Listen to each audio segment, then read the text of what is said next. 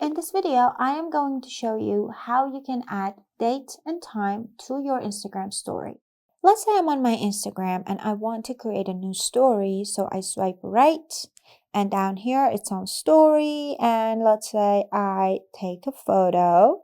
And here, if I tap on the sticker icon, as you can see, I have taken this photo at 5:01 p.m.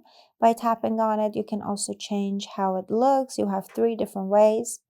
And you can also add, the day, like it's Saturday today. You can edit this one too. Let's say I want to make them all white. And if you want to add the date, you can just type it yourself. For example, today is January 31st, I think. Am I right? It doesn't say. Yes, it is January 31st, 2026. So as you can see, I can add time and date and everything I want on my story, and then all I need to do is tap on your story to post this story. Just simple as that.